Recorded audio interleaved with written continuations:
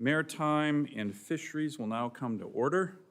And I want to thank our witnesses today as this subcommittee examines how to modernize, accelerate U.S. commercial shipbuilding, which of course will have an impact on our Navy shipbuilding, while strengthening America's broader maritime industrial base as a foundation for economic security and national security. This hearing could not be more timely. The state of America's commercial shipbuilding industry is not just an economic concern, it is a national security imperative that we have let slide for way too long. The scale of the challenge we face today is real, it's urgent, and I would say it's daunting.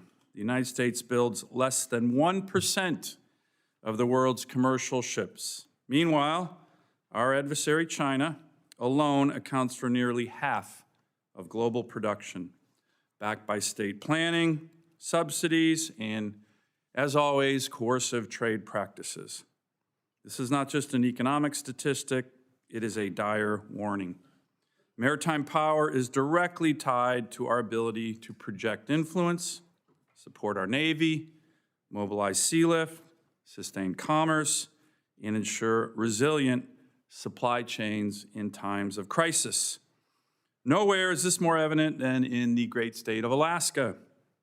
Key economic pillars of my state, the U.S. military, mining, fisheries, oil and gas, tourism, are all dependent on maritime transportation to move goods, resources, ammunition, and people.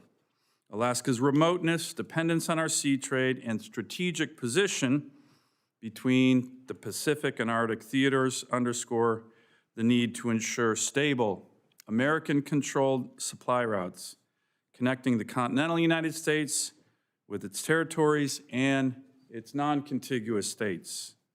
My colleague from Hawaii, I think, would agree with that. And to avoid reliance on foreign vessels for domestic and territorial trade, especially given Alaska's proximity to major foreign powers across the North Pacific.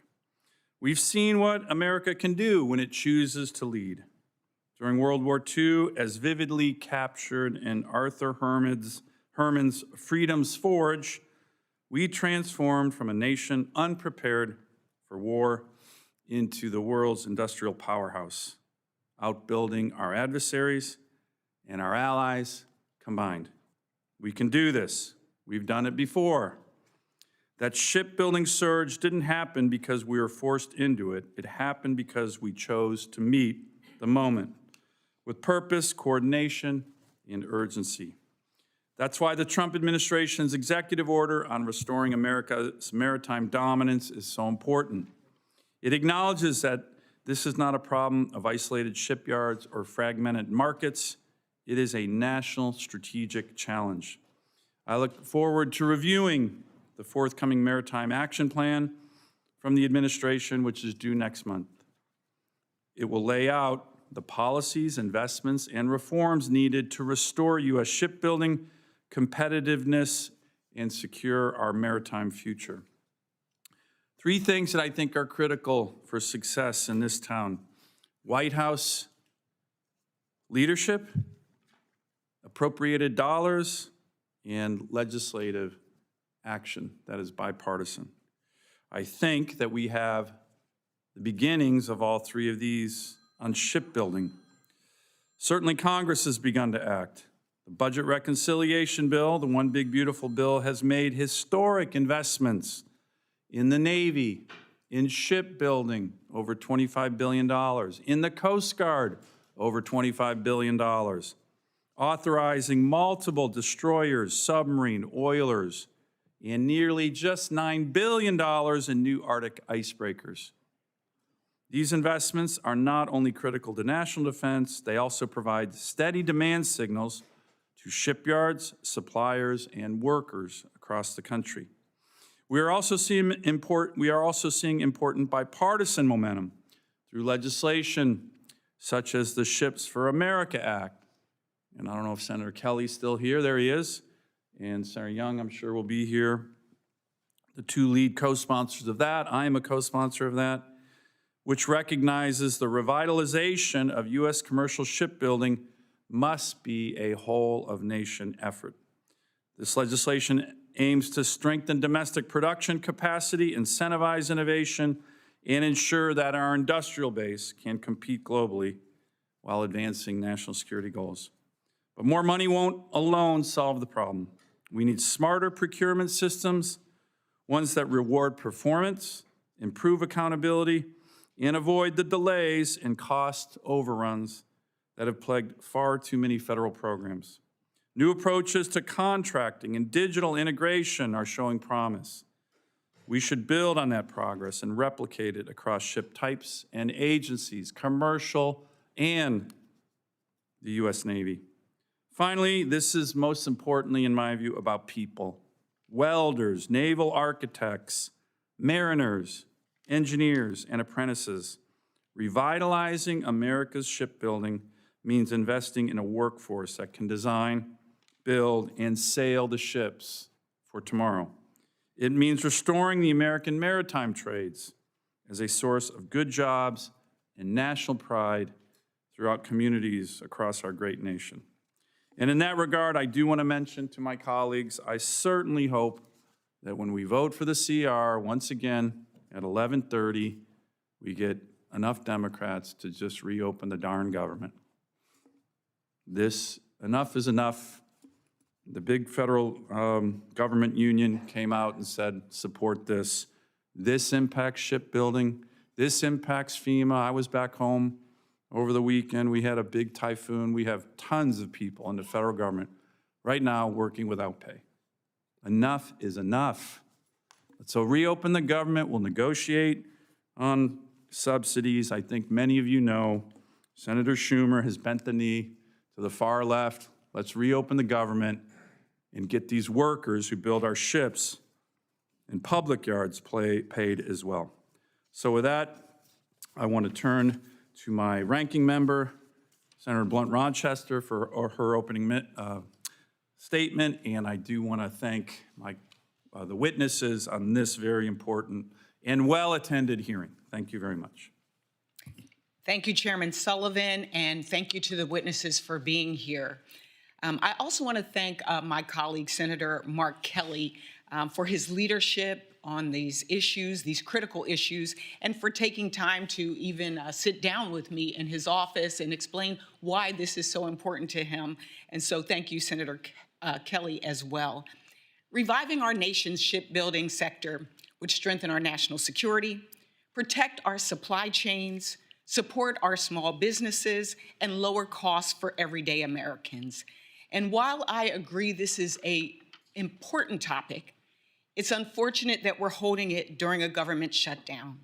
And I would be disingenuous if I didn't say that this is not normal. Millions of Americans are about to see their healthcare costs skyrocket, and a loss of SNAP benefits will impact the ability of people to put food on the table. And so to me, in this moment, we should be focused on reopening the government. Amen. And making sure that this affordability crisis doesn't further impact American families. Despite the president's promise to lower costs on day one, costs are going up every day. Tariffs on steel and lumber certainly don't help our shipbuilders. And I agree with the chairman that 3 things are required.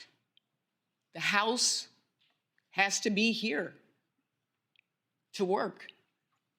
The Senate has to continue to do the strong work that we've done historically in a bipartisan way. And we need the president to be a part of this. And so investing in our shipbuilding industry can help solve some of our affordability problems, and we are in desperate need. But the way we do it is together. Shipbuilding is more than an industry, it's a strategic capability.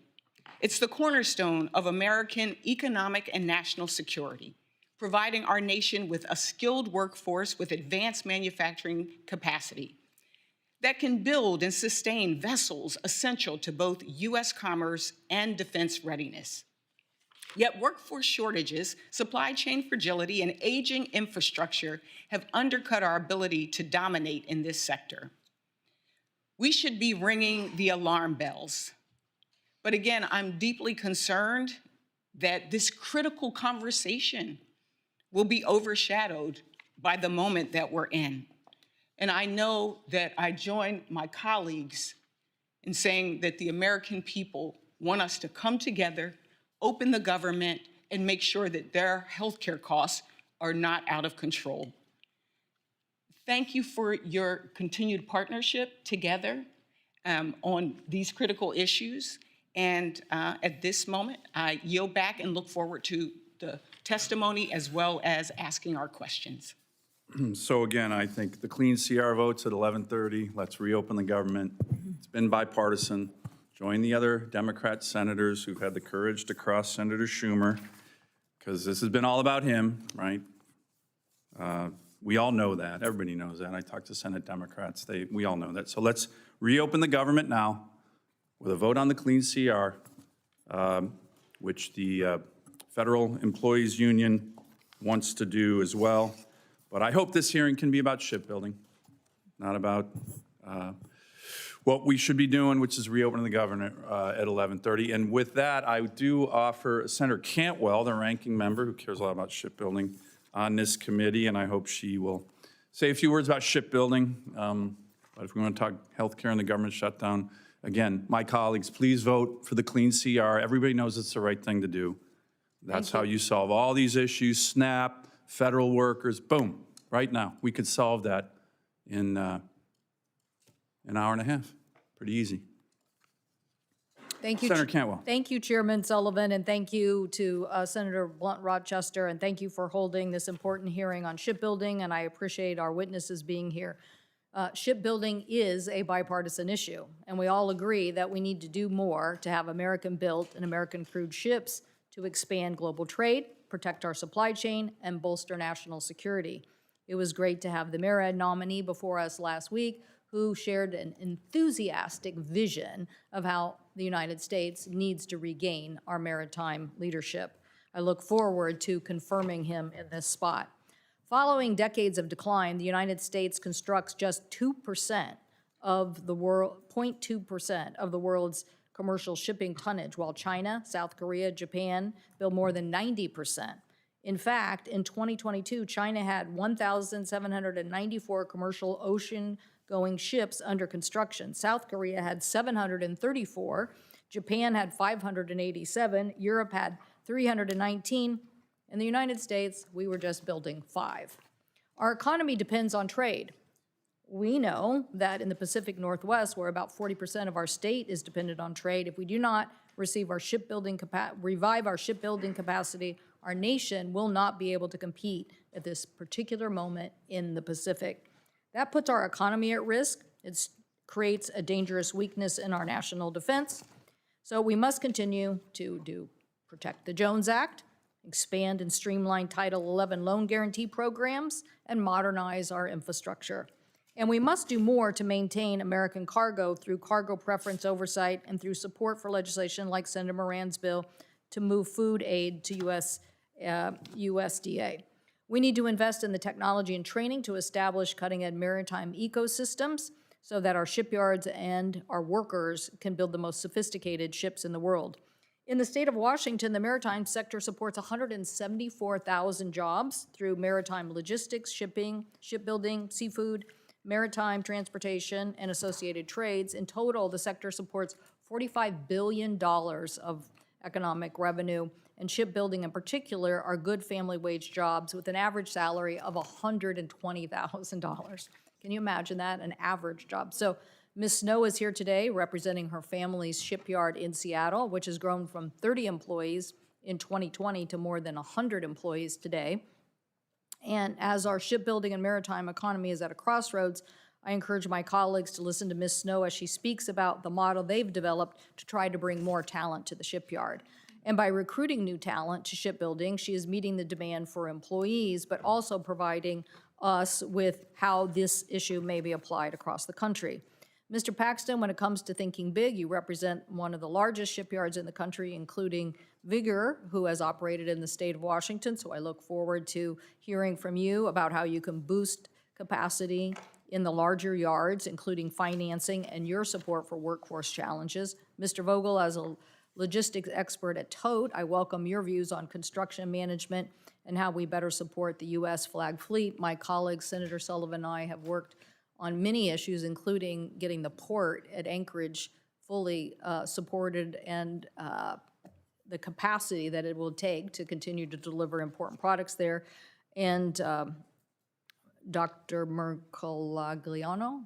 No, I'm not doing very well there. I understand you have proposed a mariner reserve similar to military reserves, and that is an idea I hope our committee will consider and think about. So thank you all for being here. I look forward to working with my two colleagues here. I think the President, I think the MURAD nominee, and I think the Secretary of Transportation have all said they want to make this maritime revivance a national priority. I do too. So look forward to hearing the comments at today's hearing. Thank you. Thank you, Senator Cantwell. And now I also want to welcome our witnesses. Mr. Paxton, who's the president of the Shipbuilders Council of America. As the president, he represents more than 175 companies that own and operate shipyards across the United States and maritime industrial suppliers. Mr. Vogel, Jeff Vogel, is the president of Legal Affairs and Operations at TOTE Services, which delivers ship management, technical solutions, and vessel construction management for customers across the U.S. maritime industry. Dr. Salvatore Mercolahio, a professor at Campbell University, is the chair of the Department of History, Criminal Justice, Political Science at the university. He's also a former deck officer in the U.S. Merchant Marine, and Ms. Snow has already been introduced by Senator Cantwell, is the Talent Acquisition Engagement Manager at the Snow and Company, Inc., which is a family-owned and operating shipbuilding company in Seattle. So with that, I'd like each of our witnesses, they have 5 minutes to give their opening statement. A longer statement can be submitted for the record. So Mr. Paxton, we will begin with you. Thank you. On behalf of the Shipbuilders Council of America, I'd like to thank Chairman Sullivan, Ranking Member Blunt Rochester, Senator Cantwell, Senator Baldwin, Senator Young, and Senator Kelly. Thank you for your leadership on the Ships for America Act. Much appreciated. I'm Matthew Paxton, President of the Shipbuilders Council of America. As you, Chairman, said, I represent over 175 companies that own and operate shipyards across the United States and suppliers that comprise the maritime industrial base. Our members build, repair, modernize, and maintain vessels of every class, from inland towboats and workboats to complex government and commercial ships for the U.S. Navy, Coast Guard, Maritime Administration, state and local governments, and for the 40,000-plus vessels engaged in domestic commerce under the Jones Act. My testimony today will focus on 4 central points. First, the Jones Act is foundational to our maritime, industrial, and national security, providing a stable market that sustains U.S. shipbuilding capacity at no cost to the federal government. Second, domestic shipbuilding is not a preference. It is a national security necessity that preserves the workforce, facilities, and supply chains we rely on in times of crisis and conflict. Third, Congress should enact legislation like the Ships for America Act to set a national maritime strategy, rebuild commercial capacity, and restore resiliency across our shipyard and mariner ecosystem. Fourth, U.S. shipbuilders do not compete on a global level playing field.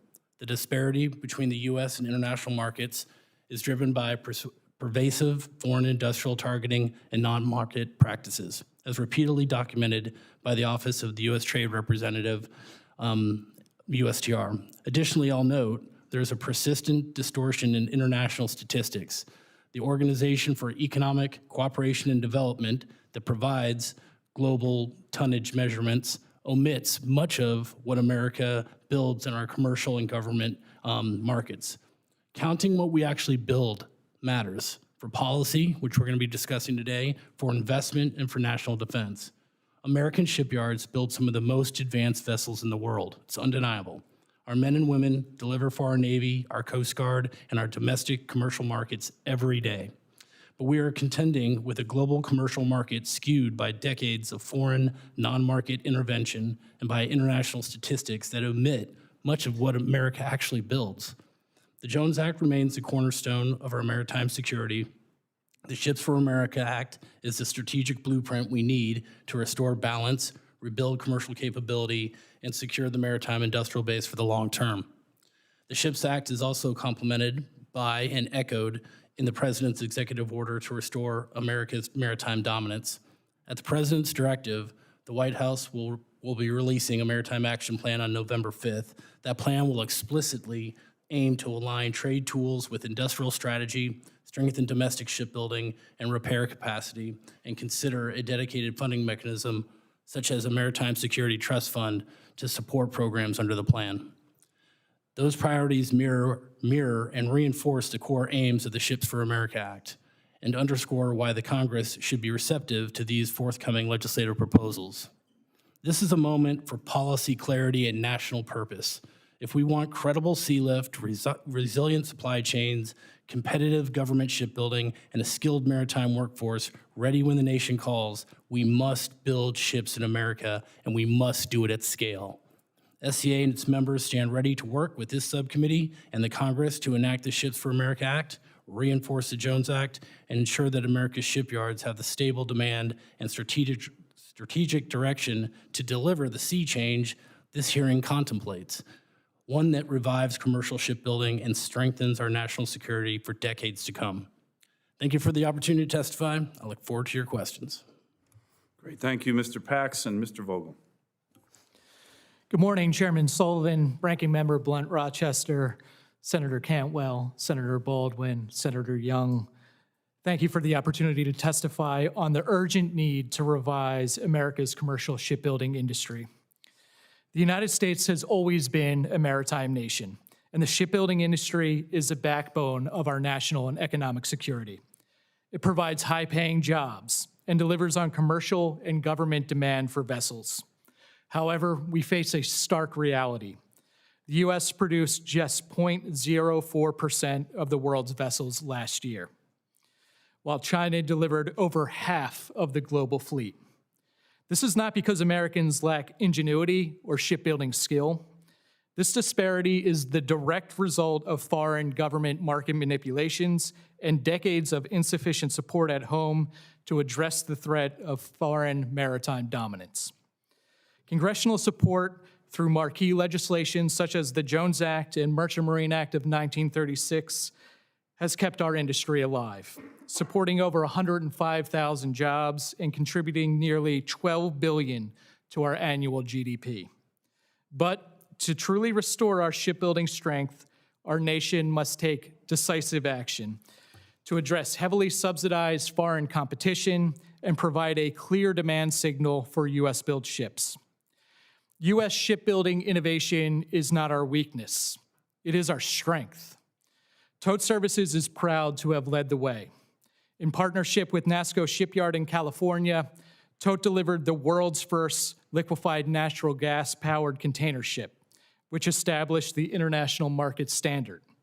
Tote Services also managed the construction of North America's first LNG bunker barge, supporting the demand for U.S. LNG to fuel vessels in domestic and international trade. We also pioneered the Vessel Construction Manager acquisition strategy for government shipbuilding. By applying commercial principles and removing bureaucratic barriers, the Vessel Construction Manager acquisition strategy has delivered government ships from commercial shipyards on time and under budget, saving taxpayers billions, mitigating government risks, and revitalizing struggling shipyards. In doing so, we have produced the next generation of mariner training vessels, the National Security Multi-Mission Vessels, which has resulted in a stark increase in enrollment at our state maritime academies. To rebuild our government fleet and reinvigorate our commercial shipyards, Congress must expand the Vessel Construction Manager acquisition strategy across agencies and ensure that billions in appropriated shipbuilding funds from the One Big Beautiful Bill Act are swiftly allocated using an experienced vessel construction manager. In addition, Congress and the administration can encourage private investment by modernizing regulations and supporting build charter agreements. I've outlined these proposals in my written testimony. If enacted, such changes would allow American companies to use private capital for the rapid commercial construction of non-combatant government ships that ensure our national security. The Ships for America Act of 2025 and the forthcoming Maritime Action Plan are critical to implementing improvements to the shipbuilding industrial supply chain. Within this context, I urge you to support tax incentives for shipyard investment, including in U.S. territories, and ensure that alternative marine fuels are not disadvantaged by outdated tax rules. These steps will strengthen our industrial base and restore American shipbuilding dominance. I appreciate this subcommittee's efforts to restore our critical U.S. shipbuilding industrial base. Thank you for your leadership and commitment to this vital industry. Again, thank you for the opportunity to testify today. I'm happy to answer any questions. Thank you, Mr. Vogel. Dr. Macagliano. Good morning, Chairman Sullivan, Ranking Member Cantwell, Ranking Member Blunt Rochester, and members of the committee. Thank you for the opportunity to testify on a subject that has defined my professional and academic career. I'm a professor at Campbell University in Bowies Creek, North Carolina.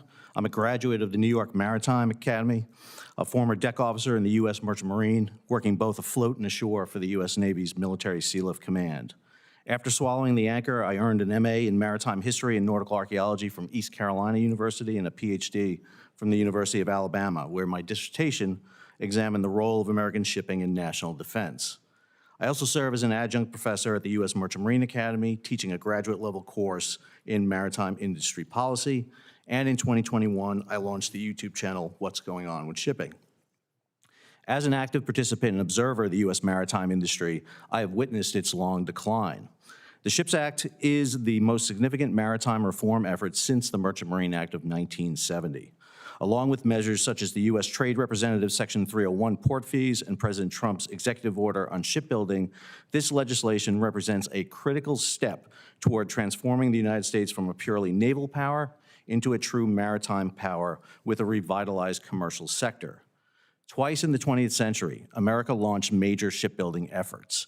The first, led by Edward Hurley during and after World War I, produced a large fleet and inspired the Merchant Marine Act of 1920, better known as the Jones Act, which laid the foundation for the first national maritime strategy. The second effort came with the Merchant Marine Act of 1936, which introduced operating and construction differential subsidies for vessels in the international trade and funded the building of 500 ships over 10 years. This effort created the industrial base necessary for the Two-Ocean Navy Act and enabled the United States to transport the arsenal of democracy from the home front to the battlefront. The SHIPS Act and related measures represent a long overdue Merchant Marine Act of 2025. While ambitious, especially the goal of building 250 ships in 10 years, it is essential if we hope to rebuild our maritime capacity. However, achieving these goals require rebuilding the supporting infrastructure. A key step is facilitating the reflagging of vessels, as seen with the container ship CMA CGM Phoenix and the LNG tanker American Progress, and promoting the benefits of American registry. This should include a careful re-examination of the Jones Act, not to repeal it, but to modernize its application.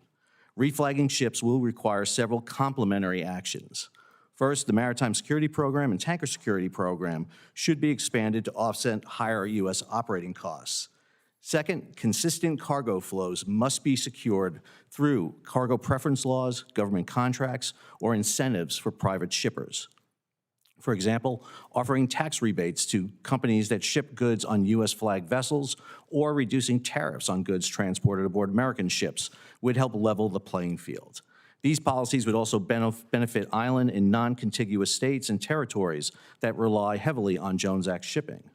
Third, the benefits of U.S. registry vice open registries, such as Panama, Liberia, and the Marshall Islands, should be more pronounced with protection afforded by the U.S. Navy against threats like the Houthis and providing of war risk insurance to mitigate the cost to operate in contested regions.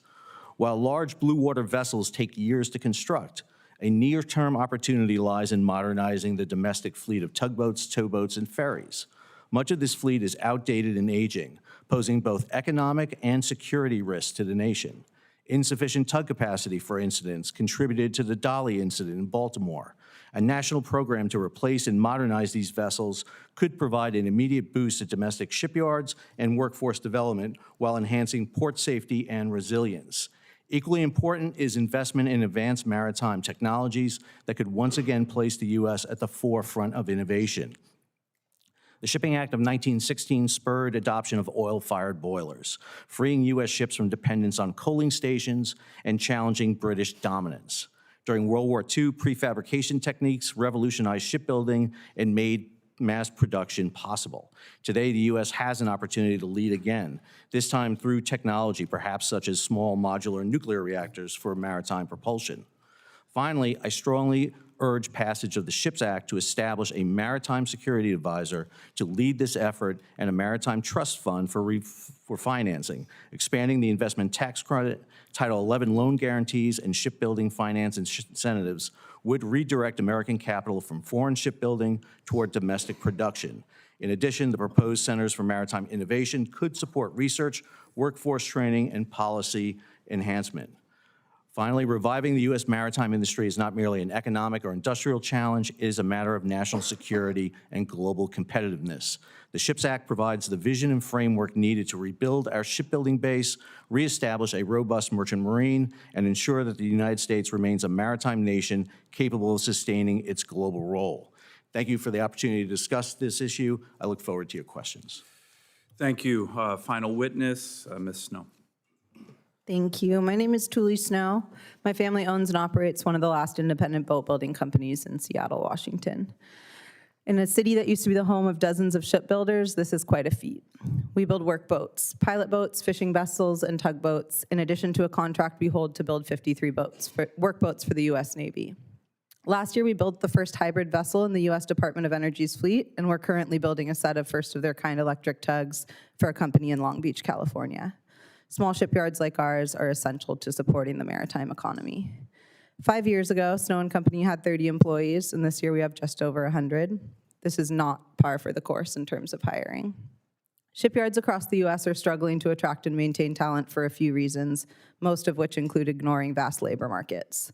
A lot of our growth has been due to a deeply innovative change that I have made in focusing on hiring from non-traditional avenues. We hire veterans, immigrants, refugees, individuals coming out of prison or starting work release, and see people from communities that have traditionally been overlooked or excluded from the maritime industry. I often say that I play for the maritime long haul, not just for our company, investing my time and energy into building a better industry, not just a better business. Historically, in nature and across the globe, we have seen a more diverse ecosystem is often a more fruitful one, more sustainable, more creative, and more effective. A great barrier to entering the maritime community is exposure. People are unaware of what is out there. Many believe you have to go to sea in order to get a maritime job because they don't know any other aspects of this industry. They don't realize you could be a project manager or a naval architect, an electrical engineer, or even a nurse. This isn't a career path that was introduced to them in kindergarten, middle school, or high school. People don't see the same opportunities and career pathways as other industries. I enter communities, neighborhoods, and towns in Washington to share the great opportunities in this industry and hopefully encourage more people to join it. There's been a huge boom in young people returning to trade school and traditional apprenticeships in the last 2 to 5 years. There's less public shame than in the recent past, where technical colleges have been viewed as less valuable than other four-year universities. People complete these technical programs or apprenticeships with an active and applicable skill set, ready to enter the workforce and bearing significantly less debt. In apprenticeship programs, young people are paid while learning these valuable and necessary skills. This is a change we greatly need, but has made a gap in skills visible. We have hundreds of maritime experts that are ready to retire and a new workforce excited to learn, but this makes our expertise an hourglass shape, heavy on entry level and heavy on expert, but less concentrated in mid-level tradespeople. Investment in our youth is absolutely vital, and this hourglass shows so is investment in working adults. Opportunities to learn new trades and skills, opportunities to be mentored and trained, opportunities that should be granted to those we traditionally ignore. There's a common misconception that you must speak English to have an impactful job in the United States, which I have repeatedly proved to be inaccurate. 2 years ago, I had a Ukrainian refugee reach out to me via email stating he could not speak English, but he could weld and he wanted to apply at our company. I invited him in for an interview and weld test, which the hiring manager was initially very sure would not work out due to his lack of English. About 30 minutes later, after his weld test was complete, the hiring manager came back to me and said, if I do one thing right this year, it's hiring this man because he is incredible. After passing his E-Verify check, we started him immediately. That individual now leads a team of Ukrainian and Russian refugee fabricators and welders. He's one of our highest paid production employees, proving to us that you don't need to speak English to work hard with exceptional results. In a time when we have immediate access to technology that can translate quickly and effectively, taking a chance on skilled non-English speakers seems like an obvious opportunity to me. Building a good team is one thing and keeping it is another. To keep our employees happy, healthy, and present, and to attract young talent, we provide 100% employer-paid health insurance with 80% for any dependents the employee has. Most businesses can't or just won't do this, but we see it as a necessity to build a strong team. We feel the cost is made up for and reflected in the high-quality products we produce. Shipping and shipbuilding are absolutely essential to the livelihood and strength of our country and economy.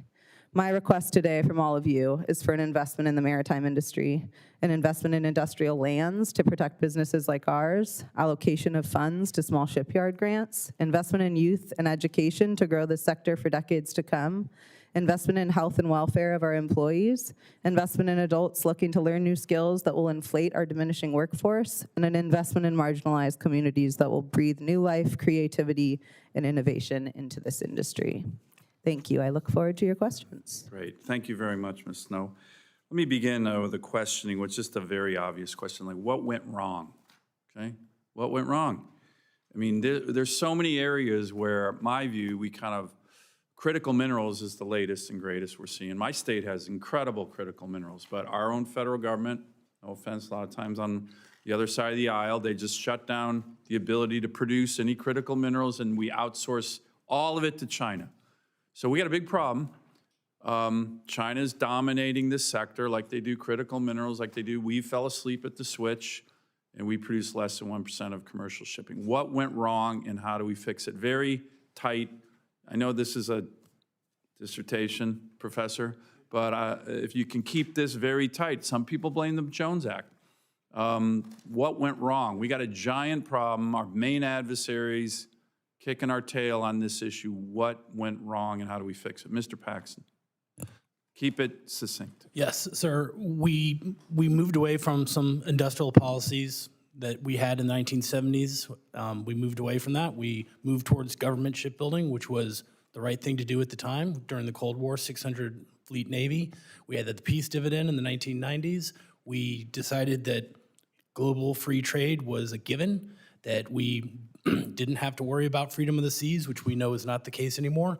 And so we went to flags of convenience, and we got a cheap product out of China, and we took it. Mr. Vogel? Chairman, I would absolutely echo what Mr. Paxton said. We made the decision to move away from investing in creating that demand signal for this industry.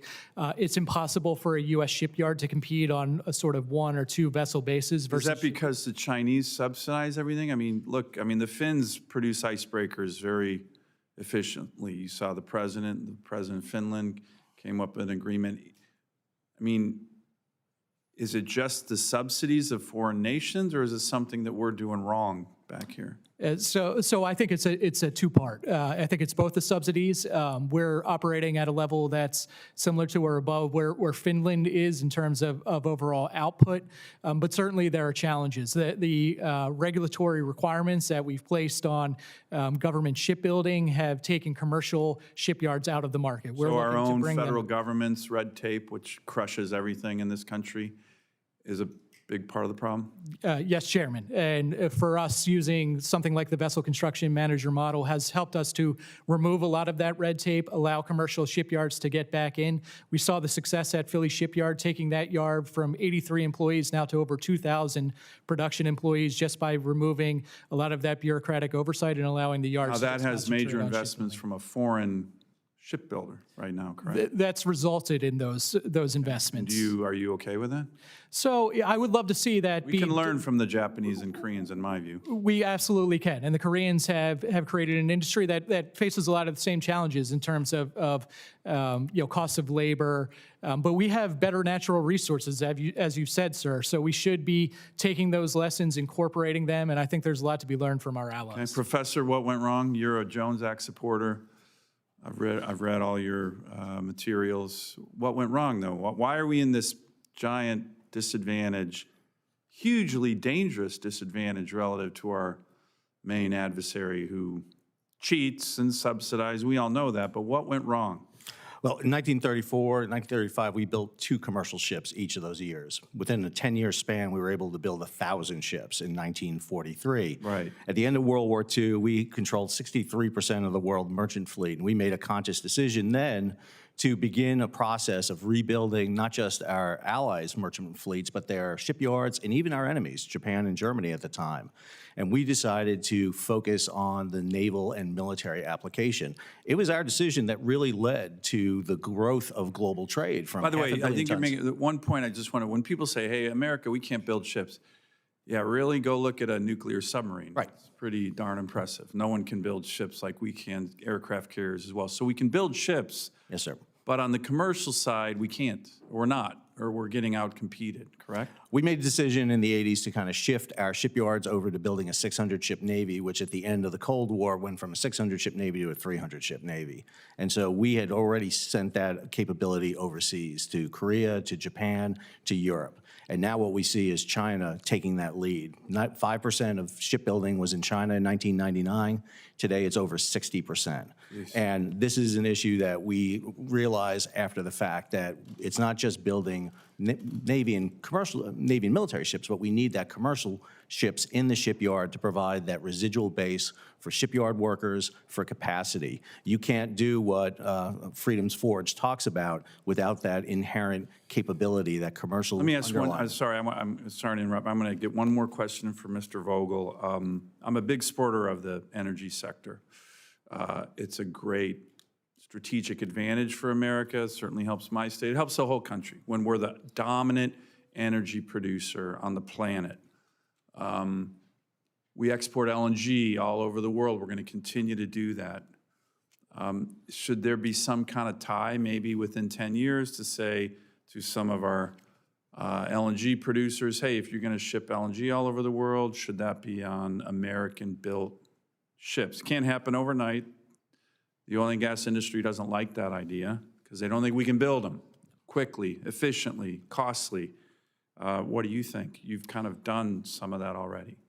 Yes, Chairman, I absolutely support that concept, and as we've seen from the USTR action, it's certainly a critical part of balancing with both sort of the carrot and the stick. We have the capability, we have the ingenuity to build the world's best LNG fleet here in the United States. I fully support creating that cargo base, and with that demand signal, we'll be able to build those ships in the United States. Okay, Senator Blunt Rochester. Thank you, Mr. Chairman. And again, thank you to our witnesses. In Delaware, I was fortunate to serve as Secretary of Labor. And so for me, the whole issue of jobs and people being able to live their purpose and get a great skill is vital. And so I was pleased to hear that we are shifting and people's perceptions of what great jobs are is really a focus right now. I love the focus on the trades, manufacturing, and as former Secretary of Labor, I want to emphasize how critical our maritime and shipbuilding workforce is for our industrial base. Without the skilled men and women in these trades, we can't build the ships, maintain the fleets, or sustain our competitiveness on the global stage. It's interesting, as I was sitting here, my sister, who's kind of like the family historian, sent me a document from our great-grandfather who actually worked at the Philly Navy Yard. And the document actually, Matthew Miller, World War I registration, and he was Merchant and Miners Pier 24 on Delaware Avenue. And so, again, I really appreciate the focus on the future of this country and our security. And I want to ask you, Ms. Snow, not that most of us here are older, but you seem to come from a younger generation. If you could talk about younger generation industry leaders who are looking at recruitment and engagement in a different way than in 1902 when my grandfather got the opportunity. Are current training and apprenticeship programs keeping pace with what the workforce needs are? I don't think so. Thank you for the question. I think that there could be a lot more investment in trade programs and trainings and also apprenticeships. A lot of businesses can't afford to hire people just to teach and not be on their workforce as well. And so investment in the ability for a company to have their own internal apprenticeship program would really expedite the process of getting trade skills into our work. If any of the other members want to answer the question about apprenticeships or workforce, be happy to hear. Yes, Senator. I would say it's a badge of honor that a lot of our shipyards, at their own expense, implement apprenticeship programs with no guarantee at the end of it that they'll employ that person. That highly competitive market for shipyard employees, and so that apprenticeship program could see that person going elsewhere. Highly trainable, highly hireable, I should say. And we do this on a regional basis. We work with our community colleges, we work with our trade schools, and I think it was said earlier, there is a focus now on, it's not necessary to get that 4-year degree, go to trade schools. Thank you. Dr. Mercogliano, you've written extensively about how the U.S. maritime sector depends on foreign supply chains for key components and materials. What vulnerabilities stand out to you most in our current U.S. shipbuilding supply chain?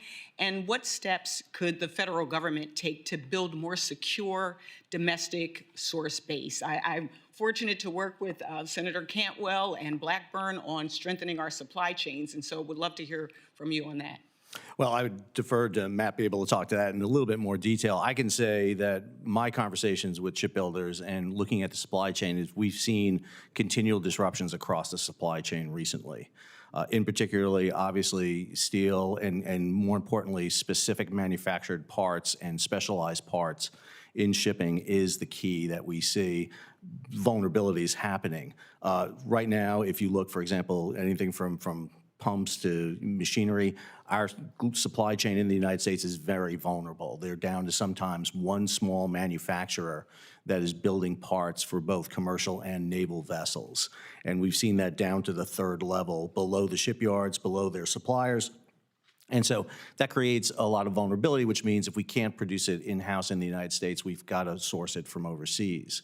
And the disruptions we're seeing in the global supply chain and competition for those resources by other shipbuilders out there, Japan, Korea, and particularly China, makes it very vulnerable for us. And it's one of the reasons why you'll hear my associates here talk about creating those infrastructures here in the United States and not be depending on those foreign sources. I know I have 8 seconds left, but again, I thank you so much for taking the time, and I will follow up with many of you questions for the record. Thank you. I yield back. Thank you.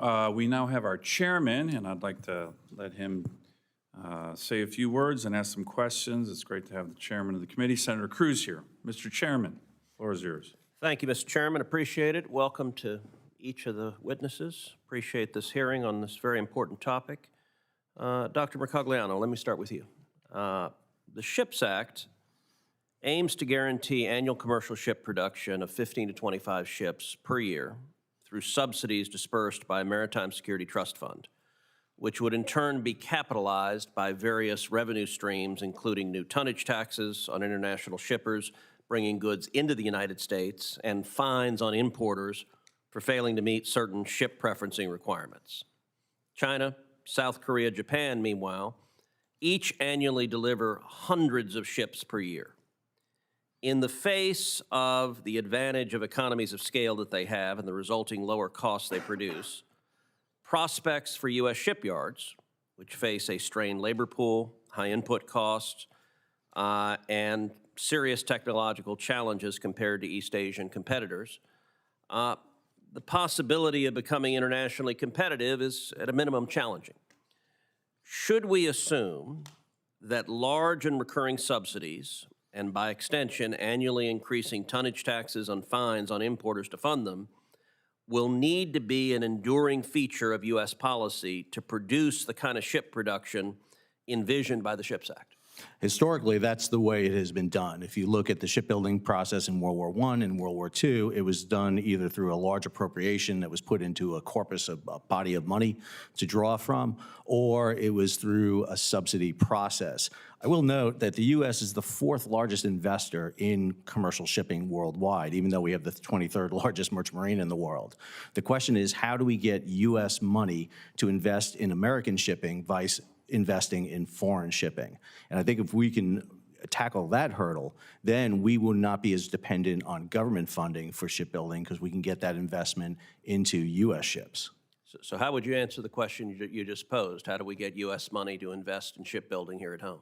I think we need to change and look at how Korea, Japan, and many other countries give either tax deferments or opportunities for long-term leases or loans, so that you can invest. You know, investing in a ship, you're not going to see a ship for 4 to 5 years. What can we do to offset that, and especially for a shipping company, to minimize their downside, their loss capability should cargo not appear? I mean, we could do processes whereby ships could be turned back into the government if there's no business for them, put into the reserve fleet, basically provide them a minimal loss coverage so that there is more willingness to invest in that. Key thing is getting incentives from Wall Street and venture capitalists to get into this so that we're not relying wholly on the U.S. government for funding. So why did we lose shipbuilding to begin with? What are the challenges? What are the impediments that we face to domestic shipbuilding? I think we didn't lose shipbuilding, we shifted our shipbuilding. We decided to focus on naval and military and allow the commercial to go overseas, because we viewed that naval capability was a much more larger capability to have, and we assumed that there was going to be a residual left over from that. However, what we saw happen, especially in the 80s into the 90s, with the end of the Cold War, it went from a 600-ship Navy to a 300-ship Navy. All of a sudden, our capacity decreased. And we really did not foresee a really coordinated effort by the Chinese to take over and control shipping in a way that we really have never seen before. Some people make the comparison to the British, but China has done a pure vertical integration of all aspects of shipping in a way unlike any other country has done. And let me open this up to the rest of the panel. What steps do you think are most important to reinvigorate the commercial shipbuilding industry here in the United States? Mr. Paxton, we'll start with you. I'll give everyone a chance to answer that. Thank you, Mr. Chairman. I think it comes down to, sir, that sustained long-term demand signal, that we're serious about owning our own global logistics. Being dependent on 3 shipping companies around the world for our trade makes us a client state. That's a vulnerability. We are at a national security, when we saw this during COVID, you guys, this committee had to work on the Ocean Reform Act because China wasn't taking our exports. We should own our global logistics to a certain extent. And I think this concept of a strategic commercial fleet under the SHIPS Act makes sense. I would say, sir, there is a lot of capital that's sitting on the sidelines. If there was a demand signal there, I see private industry coming to the shipbuilding industry. You see it in the autonomous space with Saronic and Blue Autonomy. These things are happening, and they're happening in your state as well, sir. They are indeed. Mr. Vogel? Mr. Chairman, I would absolutely say creating that demand signal for private investment, removing the regulatory constraints that we have on commercial shipyards can work together to rebalance the international shipbuilding market. When you say regulatory constraints, what in particular are impediments that, if removed, would unleash shipbuilding? Mr. Chairman, I think there are twofold. As Dr. Mercogliano said, we moved into government shipbuilding, but there are a huge number of government ships that can be built on a commercial model basis using things like Vessel Construction Manager, getting us out of the legacy shipbuilding, using all the constraints of federal acquisition, instead relying on commercial practices and commercial suppliers in order to build up our capacity. And we need to focus on the full supply chain. We need to focus on engine manufacturers that we have, including in your state, support them so that they can reduce their costs and ultimately reduce the cost of ships. companies like Tote and our parent company Sawchuck are ready to put private capital to use as well. There are platforms out there like the roll-on, roll-off vessels that need to be recapitalized in our ready reserve force, like the cable lay ships that we need for the Navy that could be paid for with private capital if we had the right charter agreements in place and that right assurance of that long-term investment from the government to operate those vessels. Ms. Snow, briefly. Allocations of funds to small shipyard grants and to training programs and apprenticeship programs across the U.S. Thank you. Thank you, Mr. Chairman. Senator Cantwell. Thank you, Mr. Chairman. Following up on that point, Ms. Snow, how has, you listed a whole line of things that you guys have done, various ships. How does the shipyard grant boost your capacity? That's a great question. We are the recipient of a MERID small shipyard grant, and that allowed us to buy a deburring machine, a laser cutter, and a press brake, which we would have to outsource otherwise. So we now have made 15 to 20 more jobs within our business. We've also expanded the number of things that we can do and build. So we can be open for 16 to 20 hours a day instead of 8 hours a day because we have an entirely new element to our business. So boosting those myriad small shipyard grants and is a huge capacity building. How many jobs would you say that helped? For just this one specifically, we hired 15 to 20 more people, and then it has changed the track of other people's career paths where they get to learn more and new diverse things. It also would allow us, if we received another, would allow us to create our own in-house apprenticeship program where we could allocate those funds specifically just for a teacher and educator. Thank you. Mr. Paxton, do we have the capacity to build icebreakers? Well, I do think we had that capacity, and that you don't have to take my opinion on that. An RFI went out asking the question. MARAD asked, would you bid on the icebreaker contract? And 7 shipyards came back and said they did. In fact, 2 entities, unsolicited, put proposals in that could deliver an icebreaker within the 4-year period of this administration. So we don't have to outsource to another country. I don't think we do. Okay. Thank you for that. Everybody's mentioned the finance program. Should we make the finance Title 11 or something like it apply to fishing vessels since they're not eligible under Title 11? Mr. Vogel or Mr. Paxton? Absolutely, Senator. The fishing industry is a critical customer for our commercial shipyards. Title 11 can help to really invigorate and accelerate the investments that are made by commercial fishing companies in building new capacity. A lot of our fleet is quite aged at this point and needs to be recapitalized. Things like Title 11 providing the loan guarantee can really help to accelerate that recapitalization. So you would just put fishing in there? I would absolutely support expanding the Title 11 authorization to include fishing. Great, Senator. Great, that's good to hear. And then, back to this, price signal thing, you talked about incentives on the, various tax incentives. Does somebody have a viewpoint there of what needs to happen? Yes, Senator. I think there are 2 great aspects of the Ships for America Act, and it has a separate focus really on tax incentives. One, a 25% tax credit for investment in shipyards can accelerate much of the reinvestment that we need in commercial shipyards. And then the fuel parity tax aspects to ensure that companies that are making investments in the newest technology are not unfairly disadvantaged in competing in our domestic trades.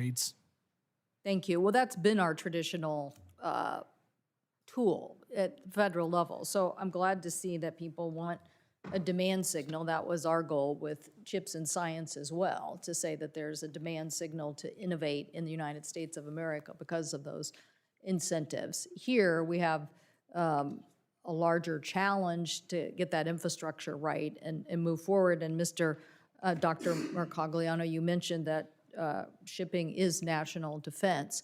Do you think that we need to do more to integrate? I'm not sure I heard many people say anything about AI or blockchain technology, but isn't there a way for the United States to move even faster? I see, Ms. Snow, you shaking your head, to move faster on new innovation technology to help with shipping logistics? I think so. I think technology is the one advantage that the United States has consistently brought to bear that allows us to propel ourselves past competition. And if we can incorporate that, I always argue that the greatest innovation in shipping came from somebody outside the shipping industry, Malcolm McLean, who came up with the containerization. So AI, anything we can do to assist that, I think is key for us maximizing. The question is, how do we integrate it into the shipping aspect right now? Because again, a lot of AI and a lot of those developers don't know anything about it, and we're not doing a great job in bringing that technology into it. That's what I see in my state. I don't know, Ms. Stowe, if you have a comment, my time's running out. But I have seen the blockchain people come to the sector with ideas, but then you have to get somebody in the sector. So I do think maybe a program that helps propel that along would be something that people would take advantage of, as opposed to just kind of standing still when they hear about it, right? We need these two things to be married together. Thank you very much, Mr. Chairman. Senator Young. Thank you, Chairman. Thank you for prioritizing this important topic. Mr. Chairman, I ask for unanimous consent to enter into the record 51 statements from 64 organizations spanning industry, labor, and the broader maritime community expressing support for the Ships for America Act. These statements reflect the broad, bipartisan, and nationwide support for rebuilding U.S. shipbuilding capacity, expanding our U.S.-flagged ocean-going commercial fleet, and ensuring the American workers remain at the heart of our maritime strength. Without objection. Thank you, sir. Dr. Mercogliano, thanks so much for being here. And, it's been said by a number of our witnesses today that American shipbuilding has ebbed and flowed, and you've each spun, I think, very related and complementary narratives about why right now we have a shipbuilding infirmity in this country. And I agree with, I think, Mr. Paxton's assessment that it was market forces that led us to chase value, the same quality or even better quality at lower cost. And we delivered that to the taxpayers, but we lost sight of the fact that it's important for us policymakers to be baking into the price of certain critical goods, strategic goods, a national security or economic security premium. And so it's time we updated our economics. If we learned anything over the course of a global pandemic with semiconductors and other valuable products, it's that we need to do our work up here on the Hill. So this hearing is really important, sir. Our industrial capacity, as you have intimated, has cratered since the 70s with respect to some of these key strategic products. So we're in a bind. We're a maritime nation. Alfred Thayer Mahan, a name you're familiar with, talked not just about naval power, but more broadly about sea power. And could you unpack that a little bit, explain what that means to be a nation of sea power, and explain how the SHIPS Act and the President's Maritime Action Plan can get us back on the right course as a sea power nation? I'd be happy to, Senator Young, and I want to thank you and Senator Kelly for your leadership on the SHIPS Act. It has been absolutely essential for us. A friend of mine, Nicholas Lambert, wrote a fantastic book, Neptune Factor, which talks about Alfred Thayer Mahan in looking at this as economics, and that's what he understood. He understood sea power to be not just the application of military force, but economic force. It is trade, it is commerce. Whole reason to have a Navy is to ensure that the economics and trade is moving and flowing for a nation. We shifted our focus. We've gone kind of back and forth between being a continental and a maritime nation, and now we are obviously a maritime nation based on our imports and exports. And we have seen since 2021 with Ever Given getting stuck in the Suez, we've seen it with incidents along the coast of the United States, Dolly and Baltimore. We've seen how vulnerable our supply chain can be to disruptions, both being caused naturally and by other forces, outside forces, the Houthi, for example, in the Red Sea. So I think the importance here is that we've kind of gotten away from that lesson, but since 2021, it has been brought home numerous times through the supply chain crisis. Right. So thank you, sir. And just to put a fine point on it, I'm quoting Mr. Paxton a lot today, but he did say earlier, and I wrote it down, maritime dependency makes us a client state. So, Doctor, what would happen if tomorrow China said we are no longer going to allow our vessels, our merchant vessels, to stop in U.S. ports? And how might the Ships for America Act offer a solution to that challenge? Well, as you know, less than 2% of our imports exports are on U.S. ships. And a nation like China, which has Chinese Overseas Shipping Company, a major shipping firm, can cause disruptions to us. I mean, just by simply ordering their ships to slow down and come in 2 days late will cause disruptions to us. By having a ships for the United States, we provide us with that reservoir, that backlog, so that we're not dependent on it. It was the thing that created actually the Jones Act in 1920, when we found out that 11% of our international trade was only carried on American ships. It's much lower today. Right, and that legislation, perhaps it can be improved in various ways. We want to keep this coalition together around the Ships for America Act, but it was designed to change the cost structure, right? A very similar motivation that we're seeking today as with the Ships for America Act. Mr. Paxton, as my time comes to a close here, you know, there's some who doubt that America's shipbuilding industry is capable of responding to the enormity of this threat of supply chain interruption and all the rest. What do you say to that? Categorically disagree. We have shipyards that are building large ocean-going vessels right now as we speak, up at Philly, NASCO, many other shipyards. We have the capability and capacity, sir. What we don't have is the demand signal your legislation will produce. That would open up more capacity in existing infrastructure and probably end up opening more shipyards. Thank you. Thank you all. Senator Schatz. Thank you, Chairman and Ranking Member. Thank you to all the members and all the testifiers for your commitment to this issue. Mr. Vogel, in interacting with Senator Kelly's shop, my understanding is that this act is at least partly designed to sort of look at some of the success stories in individual shipyards and scale them up. Just for the record, can you tell us what is going right in the Philly shipyard and how we can sort of replicate that across the country? Yeah, thank you, Senator. So much has gone well with the National Security Multi-Mission Vessel Program by removing those regulatory constraints that are in typical government shipbuilding. We awarded that contract to Philly Shipyard in April of 2020, right at the start of the COVID-19 impact. At that time, they had about 80 employees in the shipyard. Despite those challenges, you know, we've been able to successfully deliver 3 of the 5 vessels on time, on budget. We've seen growth at 0.38% of the original budget. That's compared to often 20, 30, 40, multitude more percent in terms of growth. So I get it. So what did you do? having the vessel construction manager fully integrated, we've been able to identify issues before they've really arisen.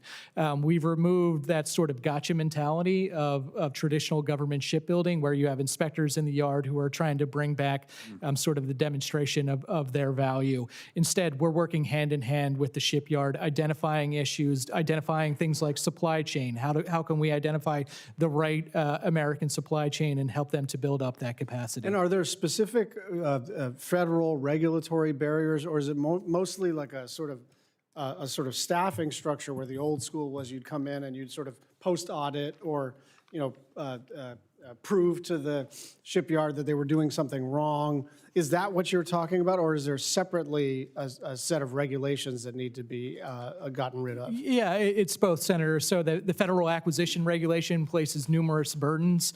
We've been able to reduce that by using a commercial model, minimizing the flow downs. One of the keys for us, too, was to be able to sort of break that privity between the government and the shipyard, snap that chalk line so that when the design was done, we were able to move out. Historically, government shipbuilding has been plagued by change orders, constant changes to the design. By eliminating all that, we've been able to instruct Philly to move out on a design that was agreed on back in 2019 and 2020 and execute upon that to get ships in the water. Should I understand this sort of like value engineering? Is this kind of what we're talking about? Absolutely, Senator. Okay. Yep. I got it. Okay. Mr. Paxton, just talk to me broadly about the workforce. I mean, if we send the demand signal, that's great, but as we've seen, markets are not perfect, and there are pipeline issues and retention issues, so how do we address that sort of concurrently with the other stuff that we're working to do. Yeah, thank you, Senator.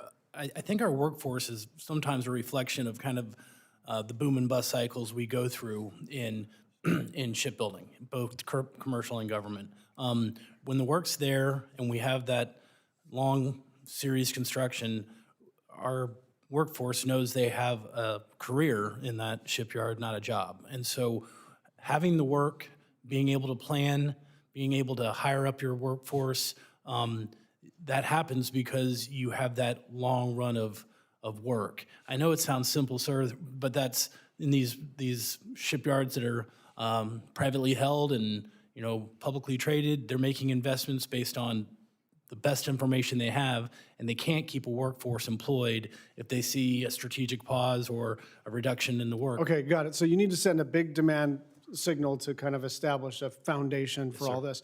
What else? I think we have been doing a good job with trying to go down to the middle schools, to the elementary schools, to explain that this is a career that you can pursue, and it's changing. We're talking about AI, we're talking about robotics, we're talking about new technologies coming to our shipyards. So the education, Senator, of making sure that this is an understood profession as opposed to you got to go get that standard 4-year degree. Thank you very much. Thank you. Just a real quick point on that. A lot of the budget reconciliation bill and One Big Beautiful Bill does a lot for this. It's a jumpstart. Navy, commercial. But on the workforce side, one of the really understated provisions here that hasn't gotten a lot of attention, the Pell Grants funding, which is a lot of federal money, now is able to go to certificate programs for registered apprenticeships and 529 programs to go to these registered apprenticeship programs for training, just that you're talking about, Mr. Paxson. I just want people to know that. It's a really good part of the program. Senator Curtis. Thank you, Chairman. I'd like to begin by giving a shout out to my colleagues, Senator Kelly and Senator Young, for their work on this, for their leadership, and I look to them as important leaders on this, so thanks for their work. Dr. Mercogliano, if there was a theme for this hearing, it would be, where did we go wrong? That seems to summarize all my colleagues' questions. That was also my question. I won't bore down too much into that, but I'd like to specifically look at China, the last 20 years. Yes, we know of subsidies, we know the way the Chinese government works. Are there other things that we should be learning from the Chinese, innovations, and what else should we learn from this? And then kind of a follow-up to that question is, what could go wrong with China dominating? You talked a little bit about that, but I'd like you to bore down that a little bit more, the problem with China being so dominant. Thank you, Senator Kurtz. China's dominance has been absolutely fascinating to watch. Again, won't quote the statistic again, but what's been interesting is how China has gone from small little shipyards to consolidating their shipyards into much larger entities. They took very disparate shipyard capability and have built it up into these huge conglomerates. Consolidation is the issue we see in shipping in almost all areas. And it's that vertical integration that I think is really the most disturbing that you see in them. Obviously, China has the ability to, low labor, a lot of money that's freely available to them, not a lot of overhead. We talk about the subsidies, the direct and indirect subsidies. From 2010 to 2018, they received about $132 billion in subsidies. Our Title 11 grants during that same period was $77 million. So, I mean, it is just proportionally different. But they control other aspects. I mean, they're building almost every container in the world and leasing them out. They're building the trailers that they carry on. We see Chinese mariners become much more dominant. The Chinese merchant ships are built with military capability in them. One of the things that we need to understand, the more military capable you build a commercial ship, the less commercially viable it tends to be. But the Chinese can do that because they don't have to worry about the net profit in the end. So Chinese Overseas Shipping Company can have commercial ships, roll-on, roll-off ships that can carry military capability.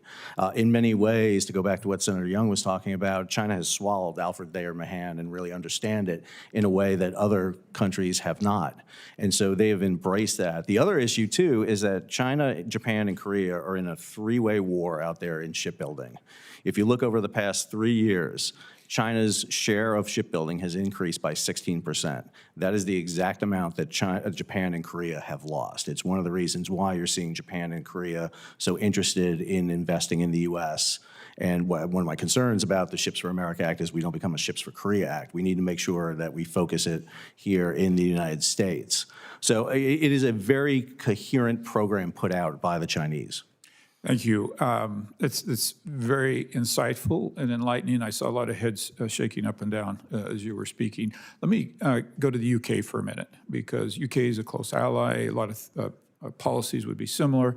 While we've declined, they haven't. What can we learn from the UK?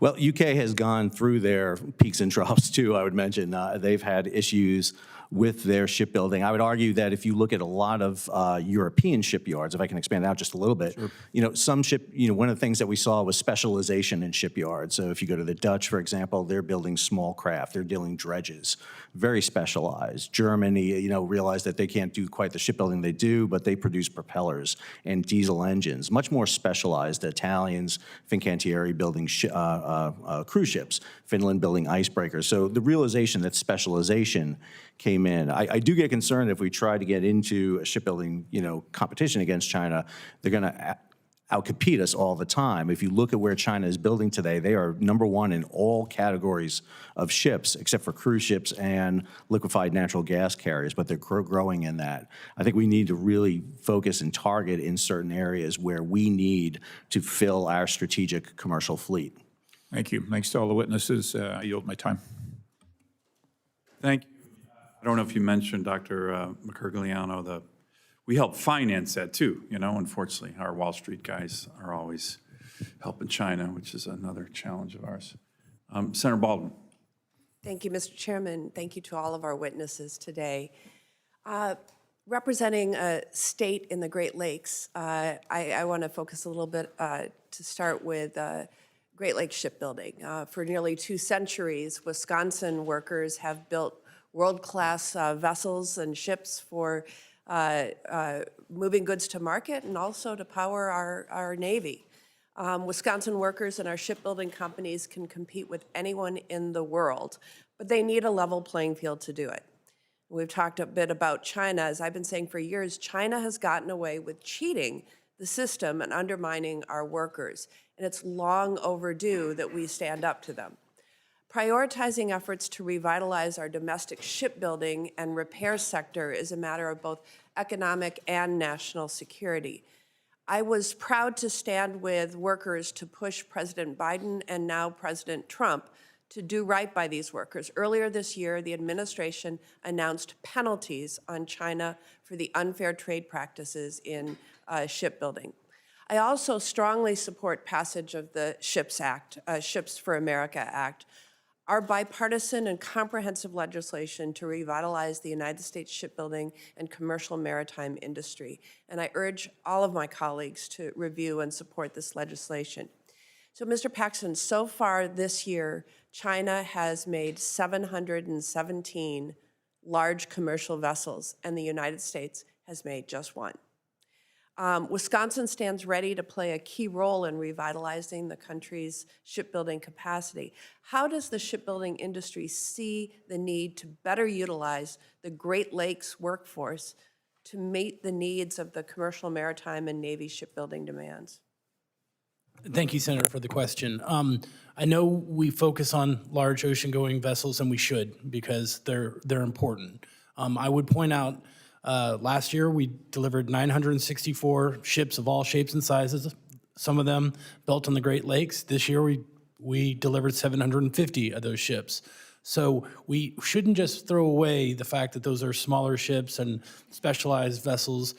They're being built all over the United States, inland waterways and the Great Lakes. So we do have ship capability that's really important. We gotta speak to that. I do think going forward, if we are doing something like the Ships Act, you're going to see something that they're calling now distributed shipbuilding, where you see modules and structural assemblies being built in non-traditional areas, in not your normal coastline shipyard areas. So that's a good thing, trying to get that entire industrial base in on it, where we can parse out pieces and modules that's a good way to utilize our industrial base.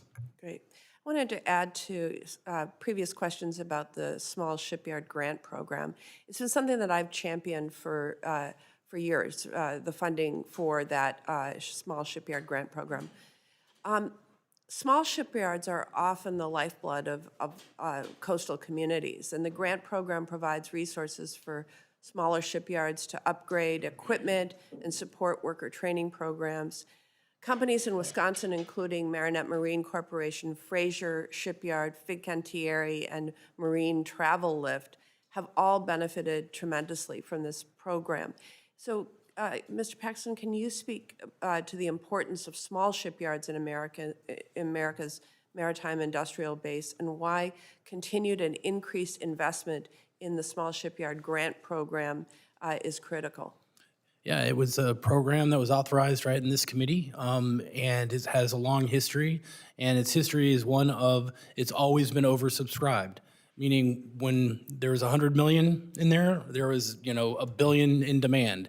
So, what we know about the Small Shipyard Assistance Grant Program is that it's absolutely utilized the right way, and it's always oversubscribed. SCA fully supports it. We, like the SHIPS Act, putting a $100 million authorization in there for sustained investment in the program. Thank you.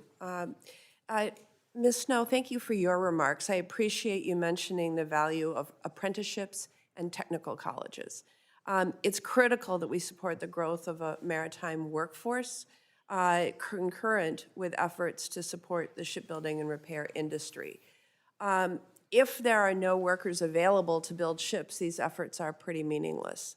There are successful programs underway in my home state of Wisconsin.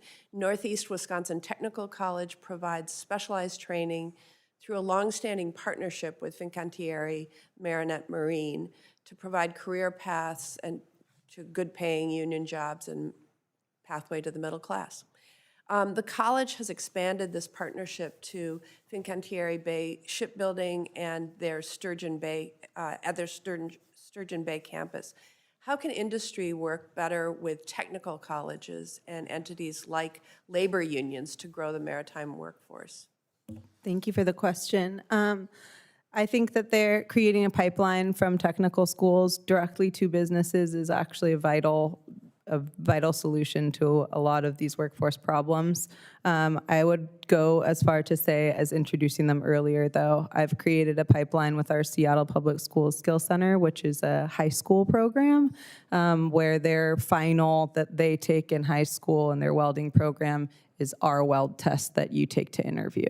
So if they have passed this class in high school, they are automatically set up for success at our business. So I would encourage other companies to take the personal leap to go and make those pipelines. Thank you. Senator Moreno. Thank you, Mr. Chairman, for holding this hearing. I'll start with you, Mr. Paxton. You've been, from the background materials here, doing and advocating for shipbuilding in America for 18 years. What's different today that gives you hope versus the last 18 years where we've continued to see inaction by Congress and actually competing in shipbuilding? Thank you, Senator, for the question. One of the things we've always advocated for was just a simple thing, having a national maritime strategy. We have these things for defense. We have them for other transportation modes. We don't have it for the maritime industry. I would say over the last 18 years, a little bit earlier than that, that's when we saw China enter the WTO, and we thought capitalism would take down communism. That didn't happen, and China did their 5-year plans and grew. So just interrupt real quick. So that was 25 years ago. That was, you would agree, I think all of us should agree, that vote 25 years ago is a catastrophic disaster. They played the long game, which they We played the dumb game. Well, I won't speak to that, sir, but I will say that had a bad impact on all global shipbuilding because it's all declined since that moment happened. Right. But you would agree, and Dr. Mercogliano, you would agree, energy policy does also matter, right? Like to build ships here at scale in America, you need affordable, abundant, reliable energy. Would you both agree on that? Yes, sir. I think we need not just energy, but an entire strategy dealing with industry and all aspects of it to really promote shipping. So a shipbuilding facility run by solar panels is decently unrealistic today. I don't think you're going to be able to generate enough power for it with that. But 94% of all new power generation under the Biden administration was wind and solar. So energy policy matters, regulatory policy matters, right? That's a big hindrance to our industry, to private industry, when you have regulatory policy that strangles the private sector. Would you agree? It's very difficult in the maritime sector right now. You see that issue with just manning ships and the regulations that U.S. merchant mariners fall under in regard to licensing, and even the number of crew on board ships makes us very uncompetitive in that way. And how about tax policy? Meaning when you have inconsistent tax policy, when you have corporate tax rates that are very high, you have a disincentivizing of investment, that also makes a difference, correct? I agree. So I agree, Senator. One of the comments I had earlier was Americans are the fourth largest investors in shipping, just not in American shipping. They're putting their money offshore. Yeah, and then workforce policies matter. I think all of you have talked about that.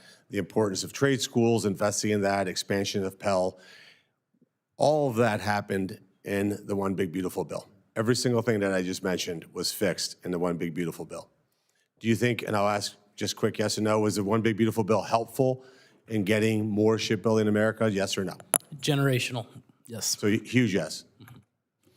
Absolutely, Senator, and we look forward to the funding that's been provided and appropriated to be placed on contract quickly. Yes, sir. We have never seen this level of interest and effort being put into shipping in over 50 years. Yes, no. I do not have an answer for this right now, but I can submit a written answer. I'm here to talk about workforce development. Okay. The good news is we can thank the Vice President of the United States for casting a tie-breaking vote on that bill, I guess. How about tariffs?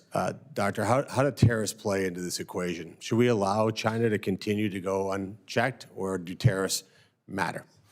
I mentioned, sir, that I think one of the efforts we can do to promote cargo on U.S. ships is to give a benefit to hauling cargo on U.S. ships and maybe waive tariffs on that. You know, we need to do something to incentivize putting cargo onto U.S. ships. Building ships will do no good if we cannot generate funds for them. Even in the Maritime Security Program, Tank Security Program, that money does not provide enough for our ships to be competitive and operate out there. And I would think we need a tariff strategy to assist in that. Okay, perfect. And then last question for you, Mr. Paxton. The Senator Baldwin mentioned the Great Lakes. I will point out that the first entry from the ocean to the Great Lakes runs through Ohio. How important is it to keep the St. Lawrence Seaway open 12 months a year? I think it's critical. I would just also echo, Senator, we need to do more shipbuilding in more places. And we can do that if we had that demand signal, or you see it happening, honestly, with the SIB, the Submarine Industrial Base, where they're putting modules and structures in other places, non-traditional places. We should be building in those places as well. Yeah, let me just be clear. Unlike the East Coast and West Coast, Ohio's open for business. If there's somebody watching this that's in the shipbuilding industry, come to Ohio. We'll make it quick, we'll make it easy, and we won't absolutely torture you or put you through the ringer. Thank you, Mr. Chairman. Thank you, Senator Moreno. Great questions, by the way. I think generational answer that Mr. Paxton mentioned on the One Big Beautiful Bill. It's a really important point. By the way, there's shipbuilding now going on in Alaska. There's a good company in Cleveland. Don't forget your families from Ohio. Called American Tank and Fabricating Company that's doing good shipbuilding in Cleveland. So it's happening all over the country. Let me. I want to go to this issue of financing.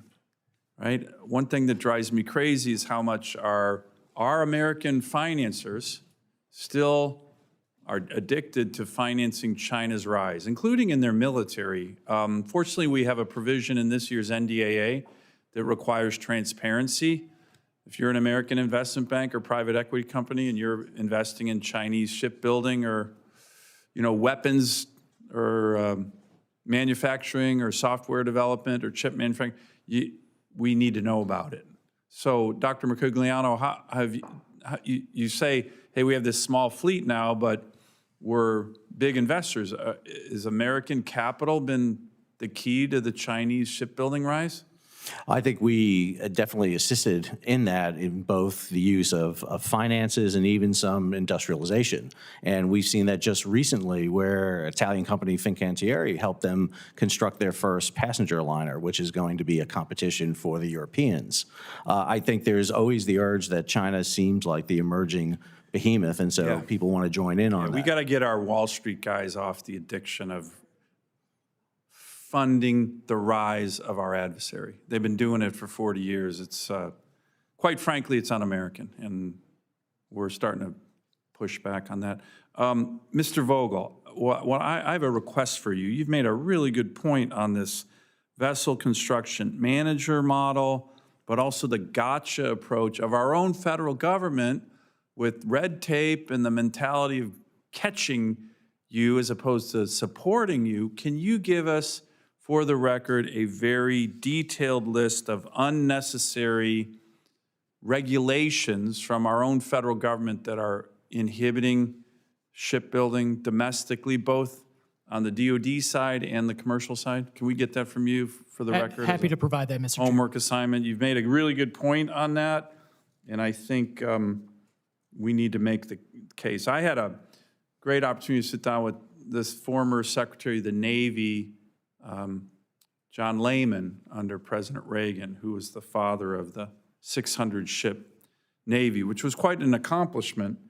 And I asked him, what was the secret sauce? How did you do that? He was a 38-year-old Secretary of the Navy when he started, pretty remarkable guy. The one key thing he said was no change orders, right? Right, when they put the pencils down, they told the industry, we're going to do 40 of these, destroyers, and then if we find something better for Block 2 or Block B or Block Bravo, we'll do a change order. But is that something we need also? Yes, Mr. Chairman, that's really the key, and that's been the key to the success of the National Security Multi-Mission Vessel is limit the change orders. Once the government has a design, let's move out and build it on commercial standard. Good. Senator Cantwell mentioned this idea of AI and software development. We actually, once again, in the budget reconciliation bill, there's so much good stuff in this, by the way. Pell Grants for apprenticeships. There's $450 million for software and AI deployment in U.S. shipyards in that bill.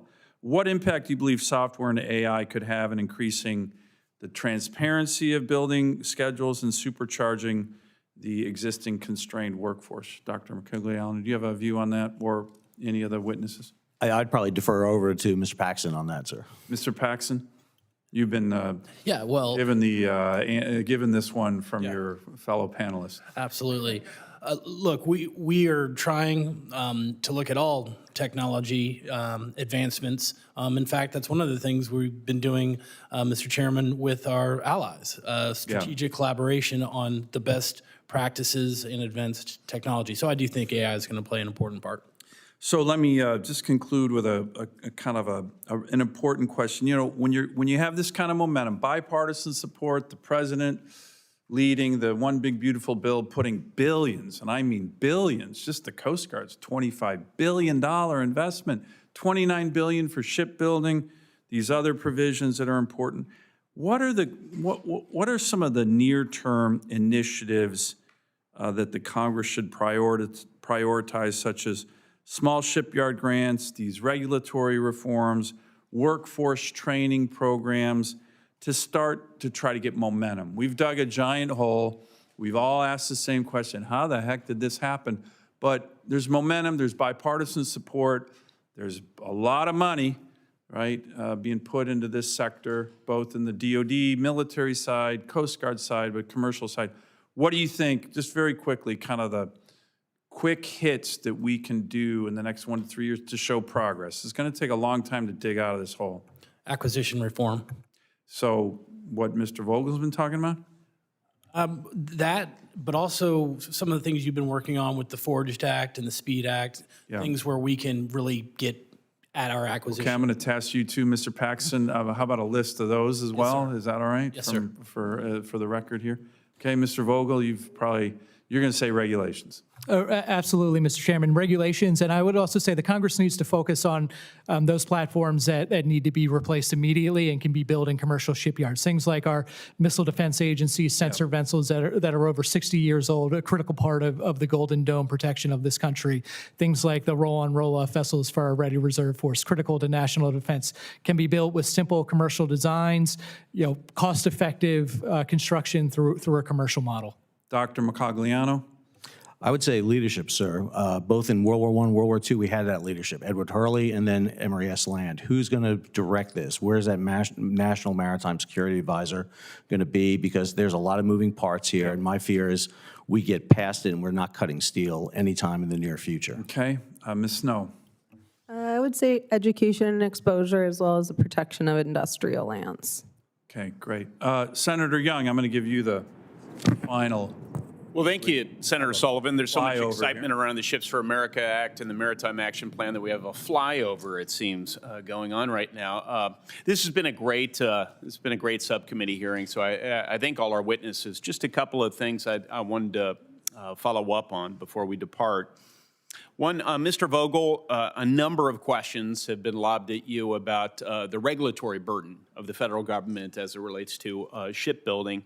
And your consistent response has been this vessel construction manager program and how effective it's been. This is, as I understand it, this is effectively a project manager that sits between the private sector shipbuilders and federal government, and once the federal government signs off on a contract for specs, there aren't changes. There aren't change orders. You give private sector flexibility and best-in-class project management tools to that manager, and they go to work and drive costs down. Is that accurate? Is that a fair description? Yes, Senator, that's a perfect summary. Okay, and this would overcome, as we think about regulatory burden, the regulatory burden associated with procurement and change orders. That is by far the biggest regulatory burden with shipbuilding. Is that accurate? That's correct, Senator. Those pieces are what have really hampered our legacy government shipbuilding. Okay, and if there's any witness who disagrees and regards another source of regulatory burden to be greater, if you raise your hand right now, but I think that's probably a shared belief. Okay, great. So when we think of regulatory burden up here on Capitol Hill, many of us would say, especially Republicans, tend to associate that with OSHA or the EPA or these sorts of regulatory burdens, but instead we're talking about a procurement process and multiple changes. And I just think it's really important to bear that in mind. So I would say publicly here, if Senator Sullivan's subcommittee gets your list of regulatory burdens that we should address, and any of them aren't addressed, it's certainly my desire, and I know Senator Kelly, the other lead on this legislation, to accommodate those concerns as it relates to regulatory burdens. No pride of authorship here. And then the last point that I'd like to sort of elicit from some of you is the amazing workforce opportunities that might be realized up and down the value chain, but also geographically in this country. Because as someone who's spent a little time studying this issue, there's a tight labor market near many of our existing shipyards. And so in some circles, there's doubts. There's certainly uncertainty about our ability to unlock further labor to come and work at those shipyards. So not only do we want to see the modernization and perhaps expansion of some of those shipyards, we want to unlock fallow capacity or brand new capacity, potentially, in the coastal state of Indiana, the shores of the heartland, right? But could anyone speak to these opportunities? And to put a little flourish on it, this again is not unlike semiconductors. I would describe that as, we're facing novel challenges as a country. And this broader problem set of economic security is one we policymakers are struggling to deal with. And the way I like to describe it is, if we play our cards right, we have an opportunity to become a better version of ourselves, a more resilient version of ourselves, to avoid conflict through deterrence, but also to ask rank-and-file Americans to play a meaningful role in this generational, multi-generational project. So with that, I'll ask any of you to speak to this topic. Senator, I'll just say, if we do this right, the SHIPS Act and other things that would come with the National Maritime Strategy, as I mentioned, distributed shipbuilding means you can build these things, pieces, parts of them, anywhere. And we should be focusing on Middle America and some of the places where traditionally we haven't built ships, because I think if we get it right, that's what's going to happen. Last thing I'll say, Jeff Boat, which was an amazing little shipyard, that shipyard used more steel than some of our large Navy shipbuilders combined over the course of a year, because they would pump out a barge and a half every day. And when that yard closed, it hurt our steel industry and it hurt the overall industrial base. So we got to make sure we stay focused on the fact that Jeff Boats was an important contributor to the shipyard industrial base, and when it went away, it caused a lot of pain. I'm so glad you mentioned Jeff Boat. With the chairman's indulgence, I'm going to give the other witnesses an opportunity to respond, but a little flourish about my state. Right down the river, the Ohio River, from Jeff Boat, you have Evansville, Indiana. This was, at the end of World War II, the leading inland shipbuilder in the country. They produce 4 LSTs per day.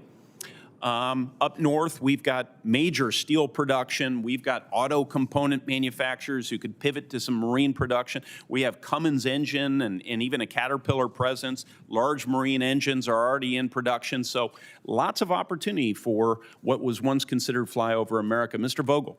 Would absolutely agree, Senator. When we think about what the work that's actually being done at the shipyard, in many ways, it's just assembly of sort of components, and there's no requirement for those components to be coming from the same location as the shipyard.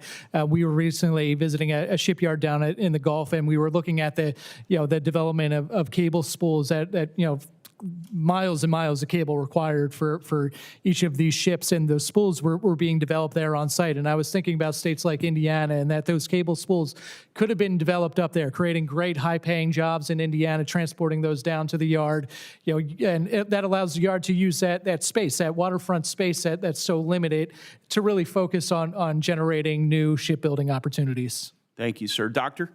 As a graduate of a state maritime academy, I basically went to a 4-year trade school. And so I learned very quickly, not just had a college degree, but how to go out into the industry. And I think one of the things we need to focus and we need to task MARAD, the Maritime Administration, to do in their mission to promote the merchant marine is to educate our college instructors, our universities out there, of the opportunities out there in shipyards. We just talked about the use of AI and a whole batch of new technologies that we can be drawing more population into. I think it's important what Mr. Paxton said, we got to get down to the lower level to get our younger generation involved, but also the potential for careers out there in this field is not being at all touching those graduates of universities, where they can make good money very quickly, Yes. deal with student debt. Well, as a fellow trade school graduate, thank you. Ms. Snow. I would double down on exactly the same thing. I think investment in education, especially in education of adults, and there's a lot of adults that want to change their track and maybe just don't know the source to go to. I also think an investment in time and energy into even younger than colleges. I think that maritime should be introduced as a valid career path in kindergarten, just like a doctor or a lawyer.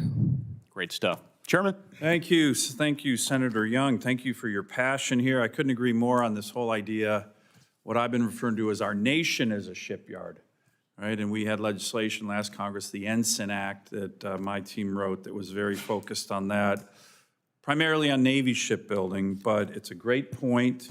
We got the JAG Shipbuilding Company up in Alaska doing this as well, but you're right, all over the country.